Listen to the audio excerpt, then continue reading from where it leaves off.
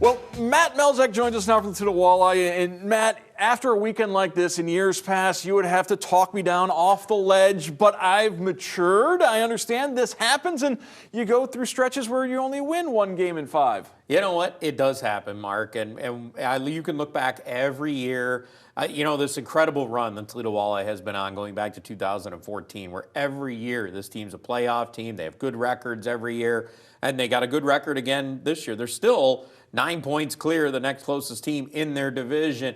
And yes, they have lost 4 out of 5. It happens. You're not going to keep scoring 4 goals every game. At some point, you're going to have a stretch where it kind of dips down a little bit, and then it'll kind of come back. I think overall, this is a team that's going to probably finish at 4 goals a game all throughout the season. The offense is too strong. It still has its little bit of peaks and valleys. It just happens. And it's usually this time of year. You're right around the halfway point. There ends up being that little bit of a lull. It happens every year. You can go back and look. Even teams that won 51 games in a season, which this team's still on pace to do. When you only score 2 goals for the weekend, you're probably going to have a tough time, and Toledo did.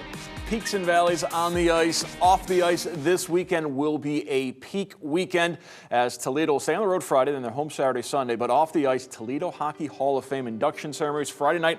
5 new members of the Toledo Hockey Hall of Fame: Barney O'Connell, Alex Hicks, Ian Duncan, Claude Noel, and Jeff Lerg. 5 very deserving individuals. Yeah, all of them absolutely very deserving. And when you look at some of the names that are in this group, there are some tremendous, talented hockey players.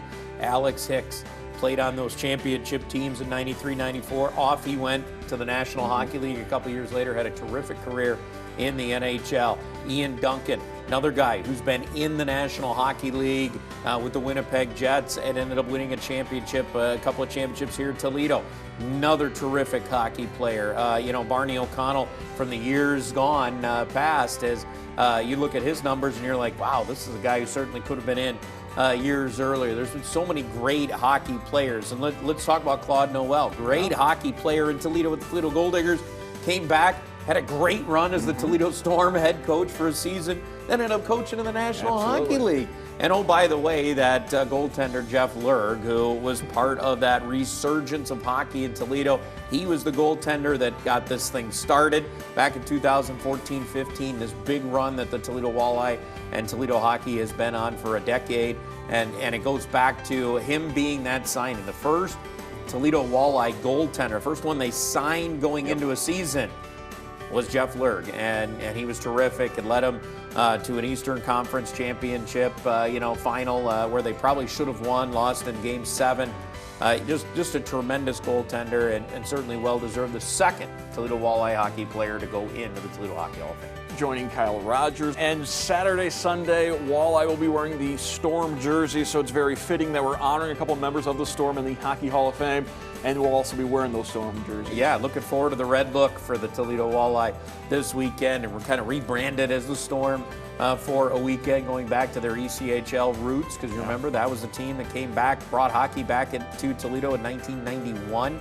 And so this is the reason why they're doing it is to celebrate the 30-year anniversary of the back-to-back Riley Cup champions, the last teams to win a championship in Toledo on the ice. So, going to celebrate those guys. A lot of players coming in. I think somewhere around 30 from those teams are going to be in town this weekend. So certainly looking forward to that. It's going to be a celebration all weekend.